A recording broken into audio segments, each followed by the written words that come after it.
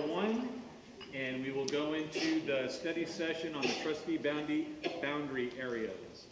So am I turning that over to Jordan Aquino, who's turning it over to somebody else? Yes, good evening, board.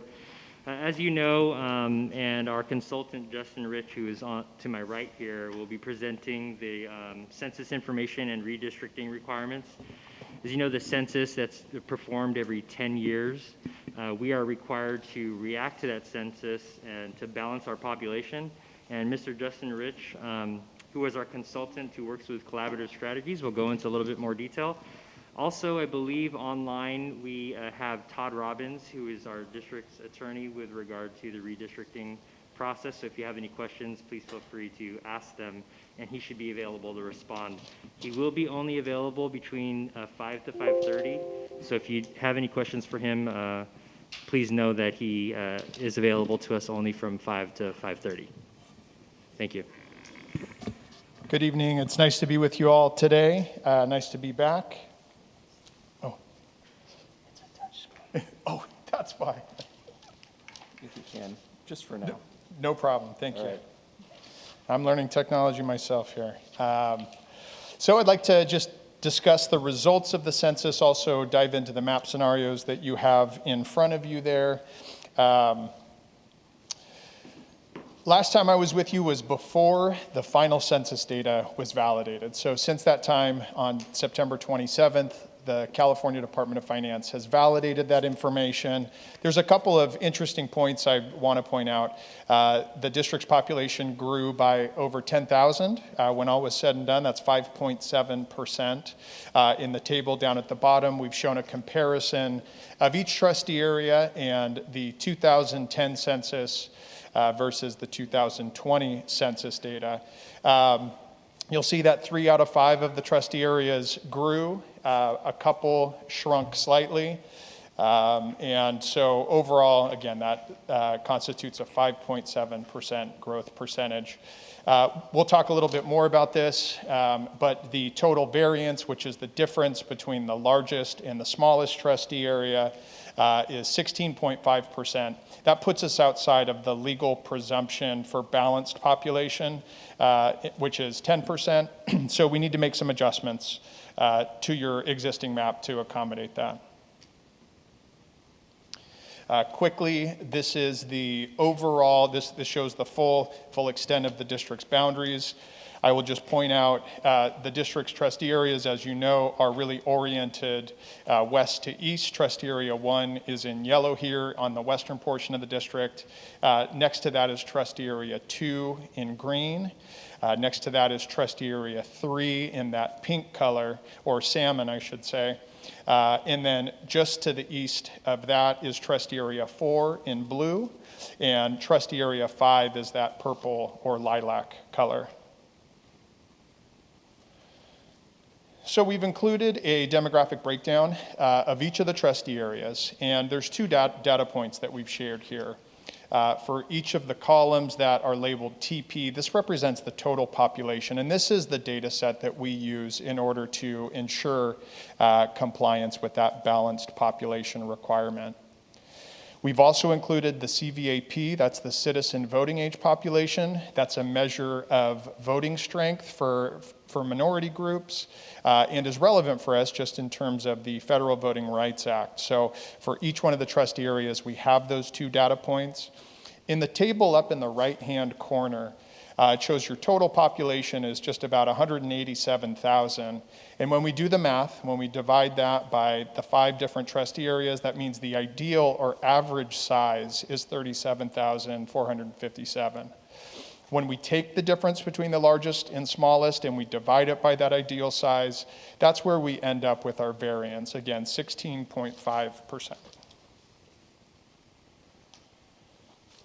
So I've walked through the math here just for reference. This again just shows how we get to that variance. Again, I will point out that the largest area for you all is area 5, and the smallest area is area 3. But having said that, just looking at the population figures for all of the trustee areas, those on the western side are undersized, I would say. They're lower than that ideal population, and those on the eastern side, trustee areas 4 and 5, are over, trustee area 5 being the most. So there's little changes that we're proposing in each one of the scenarios that makes those adjustments to bring you within that 10% threshold.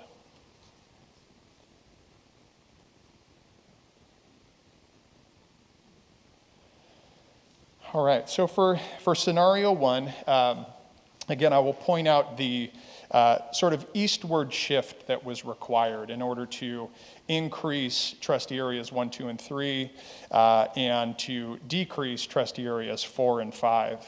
I'll point out, I think I can actually do this with the pointer here. Maybe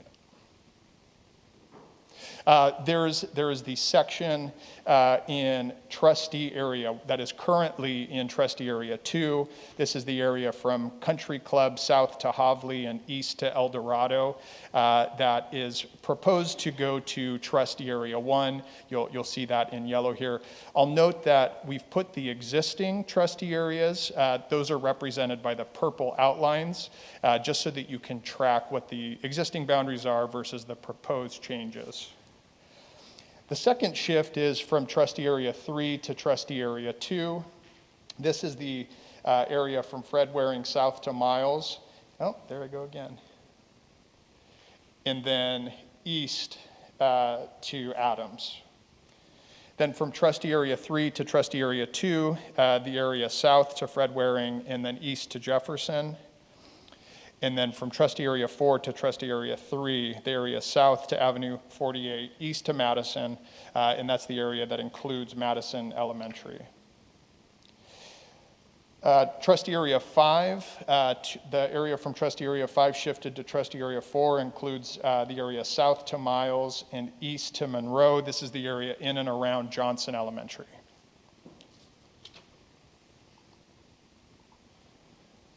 And so just in terms of the demographic composition, I'll point out a couple of things here. First of all, the total variance is below our threshold of 10% at 4.2%. In this particular case, the largest trustee area is trustee area 3 now, and the smallest area is trustee area 5. That gets us to our 4.2%. I will note that there are 2 majority protected class districts based on the Hispanic Latino citizen voting age population in trustee areas 4 and 5, which is 1 additional majority protected class district compared to last time around.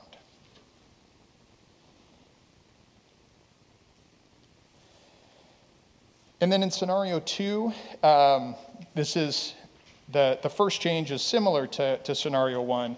However, the area transferred from trustee area 2 to trustee area 1 goes all the way up to Frank Sinatra and then down to Havli. Area going from trustee area 3 to trustee area 2 is the area north of Fred Waring, including the area around Carrillo Ranch Elementary. And then from trustee area 4 to trustee area 3, this is the same as what we proposed in scenario 1. And then from trustee area 5 to trustee area 4, also the same as scenario 1. Then from trustee, there's a kind of a swap of area between 5 and 4. So the area going from trustee area 4 to trustee area 5 is that area that ends at the southwest corner of Jackson and Avenue 46. Pardon me. One other thing I'll point out, there is a shift of territory from trustee area 1 to trustee area 2 that goes along Deep Canyon, just on the eastern side of Washington Elementary.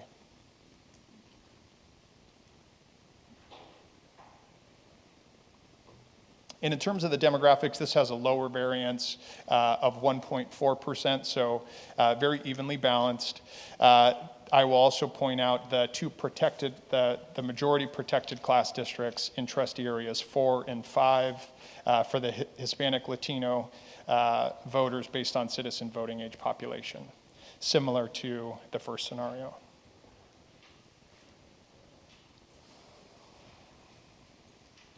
So in scenario 3, we have a similar kind of exchange of territory between trustee areas 2 and 1, similar to what you saw in scenario 2. That's the area going from Frank Sinatra down to Havli, and then the area that is just east of Deep Canyon. Also, there is the portion that's transferred from trustee area 3 to trustee area 2. This is the area, it's similar to scenario 2, the area that is north of Fred Waring, but does not include the area right around Carrillo Ranch. Instead, we would propose that that goes to trustee area 5.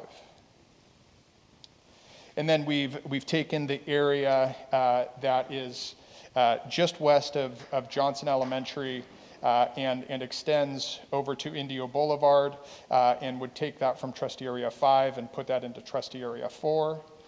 And I think that captures all of the changes in this scenario.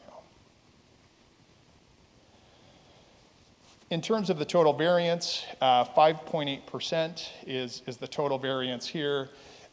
The smallest area is trustee area 2, and the largest area is trustee area 5 at 2.1%, but still well below the 10%, the 10% threshold. I will make just a note. You don't get extra credit if you're below that 10% at even lower. The threshold is what it is. And what I've tried to tell all of my clients is that if there's a higher variance, but your communities or your neighborhoods are better represented, to me that's a good trade-off to have a higher variance but better boundaries for those communities. So just food for thought and something to keep in mind. So in terms of next steps, I expect that you all will have comments for us that we can go back and we can tweak our maps and make those changes to things that we missed. We can go back to the drawing board, pardon the pun, and come back with new maps in January perhaps. We're looking at a deadline of February 28th, so whether it's a meeting in January and or a meeting in February, we would look to adopt a new trustee area map and then submit that to the Riverside County Registrar of Voters for that February 28th deadline. And then I'll pause for questions. I'm sure there's a ton, and I know you're all sort of digesting those changes that we've proposed.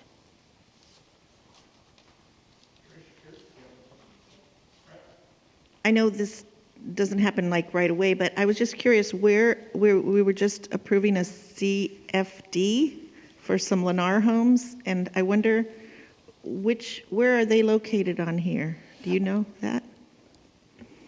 I don't know. I'm happy I know to it's a look into that future and get thing. back to you. It's in 5, it's over North Indio? Oh, okay. It was like 150 homes or something, 156? Yeah, okay. Closer to about northwest of Oliphant. Okay, they're going way out there now. Okay. A developed community already. There's a section of homes that are undeveloped, and so they're finishing out that project and making that a CFD. We are.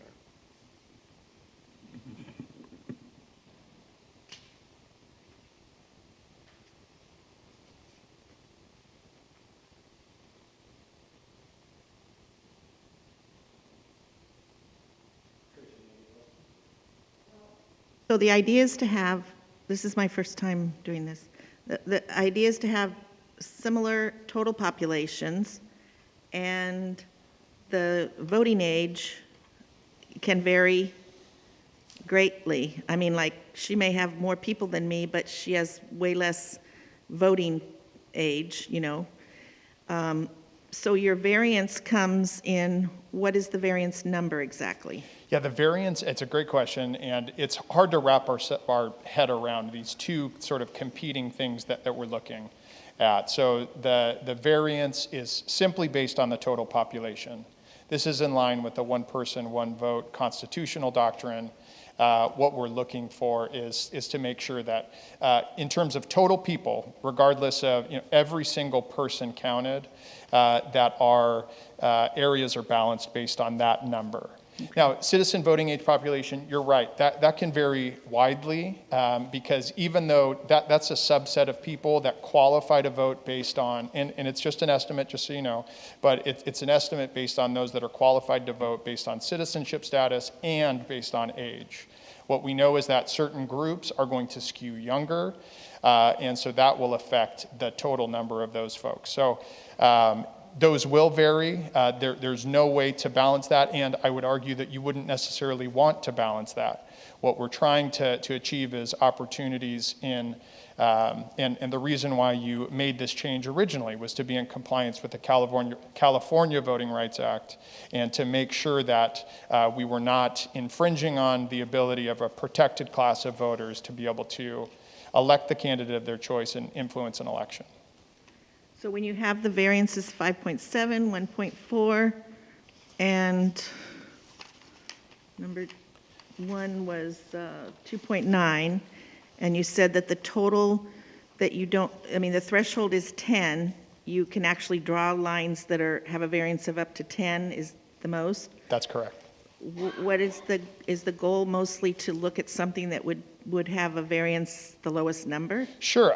Ideally, you would want to have the lowest number, and to the extent that the census blocks that we use as those, the smallest piece of the puzzle, I would say, to the extent that you could accomplish that, that would be a desirable thing, so long as you're not breaking up a neighborhood or breaking up a community. So I think those are sort of the competing interests that are here.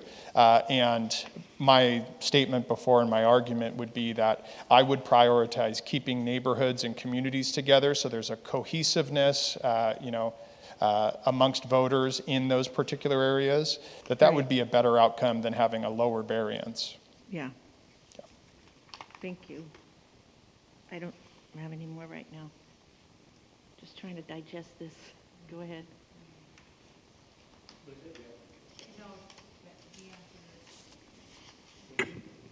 Okay, so honestly, we're all here to represent all students in the school district.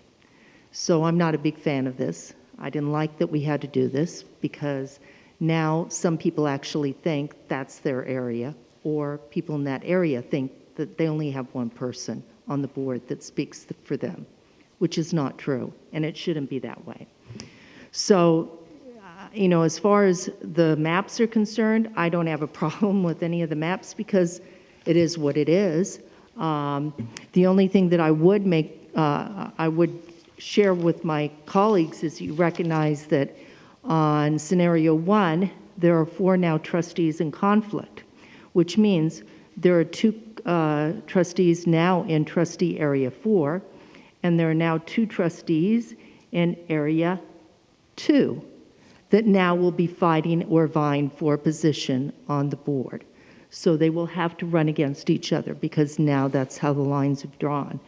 And that's kind of what happened with me and Mr. Monica. We ended up, when we went to district areas, I was in the same area. And so you'll see your stars, the red stars indicate where all of us live. So scenario 1 would now mean that 4 of us are in conflict. Not that any decision should be based on whether we stay in our position or not, but I do think that we need to recognize that. And in scenario 2,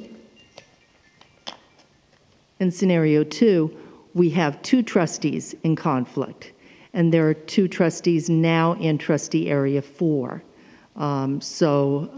Again, it will mean that we'll have to have them either run against each other or somebody will step down and there'll be an opening in the other area.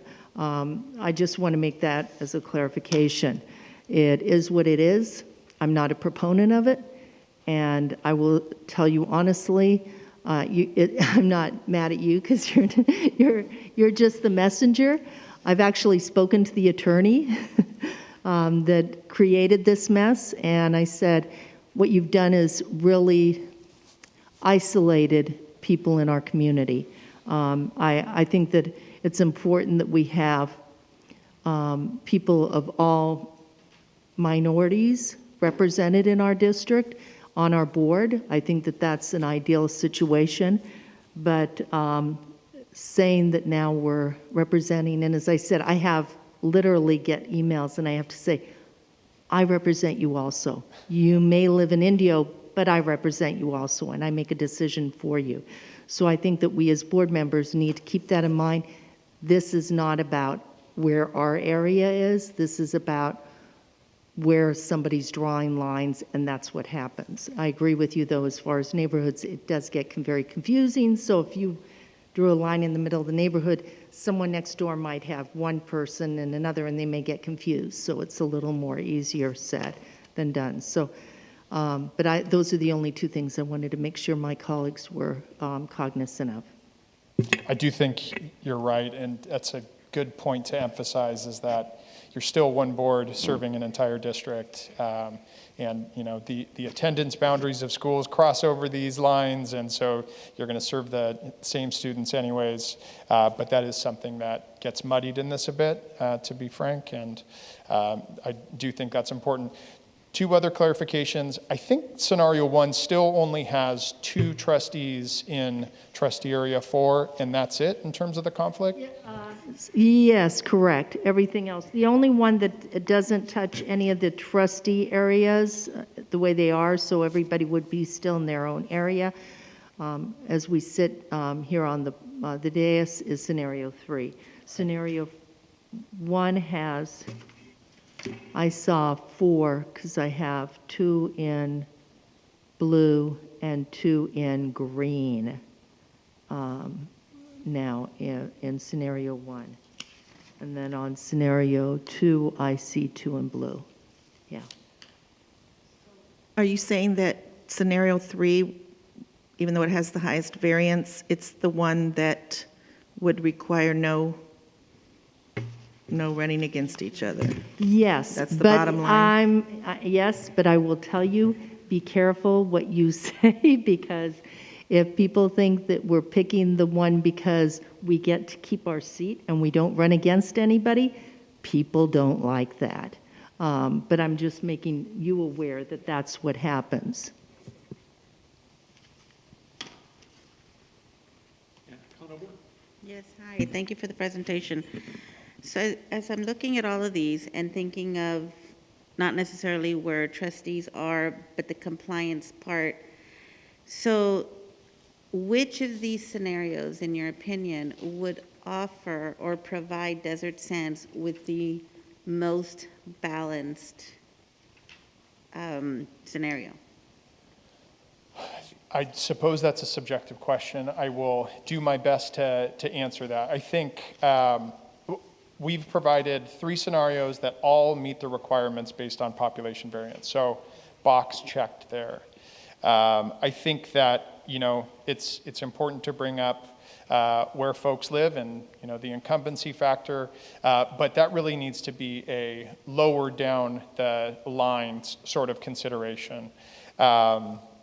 You know, I think that the positive is the fact that we have 2 areas that are majority protected class districts, which is also a goal of the California Voting Rights Act, and we're accomplishing that. So I think from our perspective, these are all 3 viable options, and what we would want to hear is, well, there's areas where you might want to think about where you're drawing that line because perhaps that impacts, you know, community in a different way. I will point to the dividing road of Deep Canyon in scenarios 2 and 3.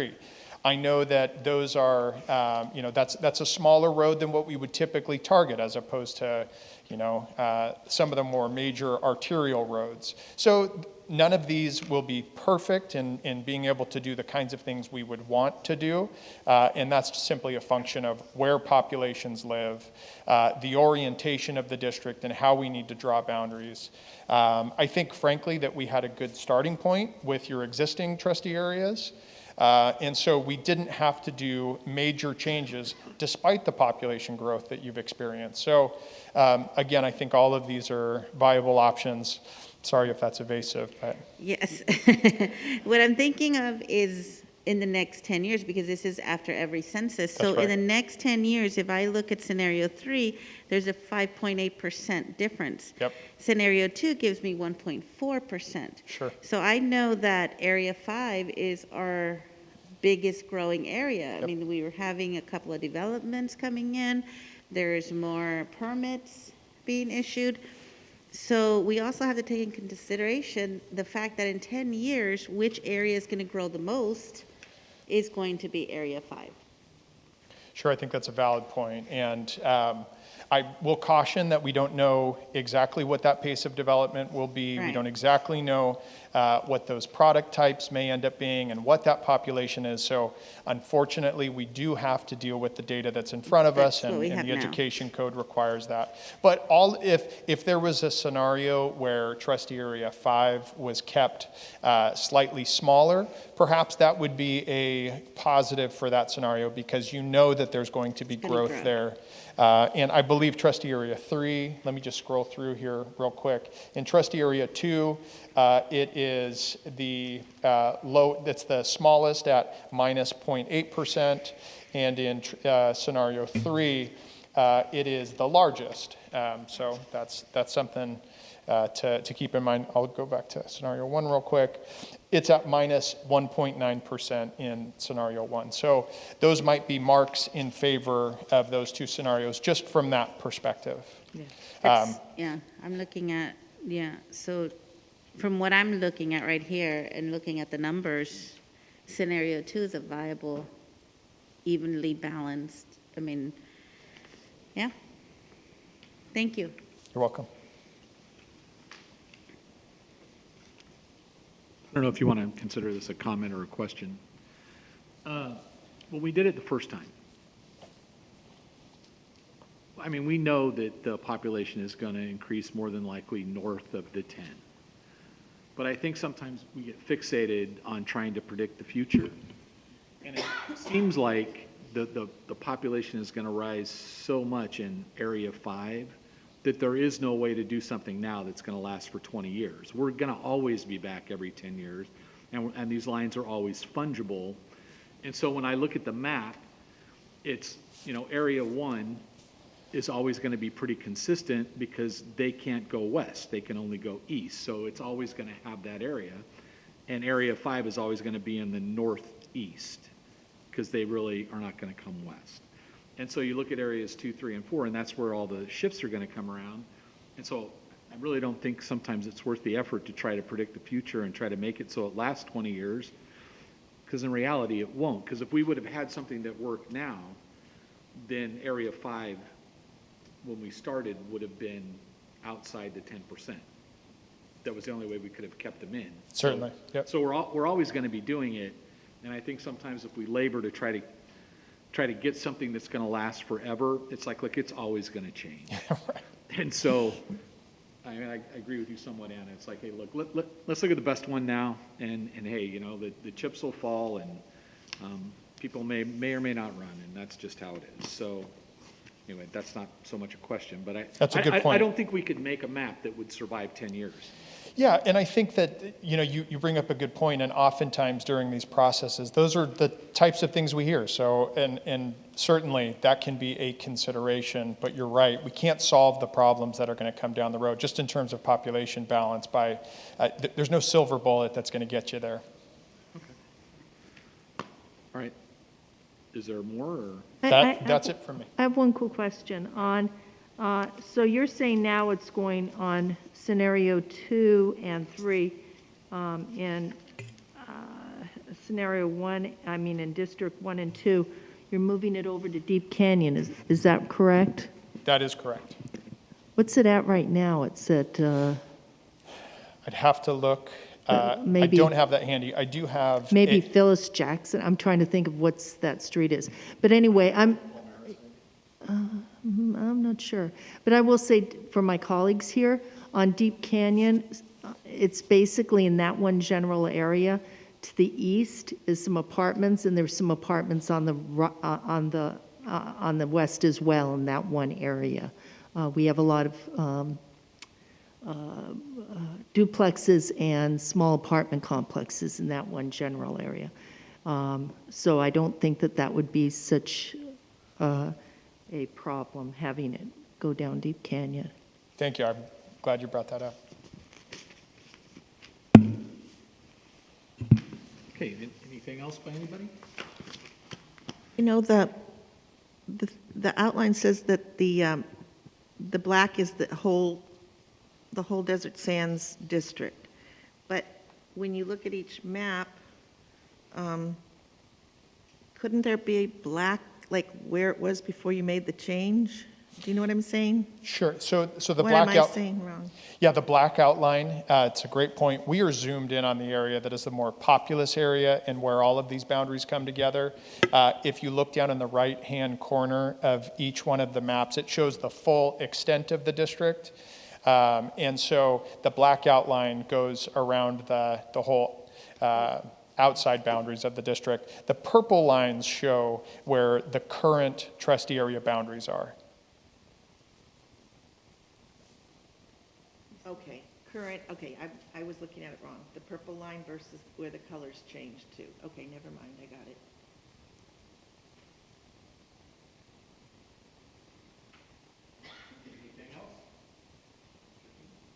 But at this point, what we're going to do is present these maps at the next, possibly the next board meeting, or which is one in January or the two in February, with an anticipation that the map has to be approved by February 28th to submit to the county registrar's office. And that's it. Honestly, if you have no other questions, I believe Todd Robbins, who is our legal counsel, has signed off. It's past 5:30. And if you have no other questions for Mr. Rich, then I think we could, yep, until closed session. Can't go into closed session until 6 because people have to be able to public comment. Thank you all. Thank you. I wish I had a crystal ball. Because Right? you know eventually, like, this is gonna be purple, this is gonna be blue, and like yellow, everybody's gonna just. I am going there, taking it virtually. For the supervisor's district?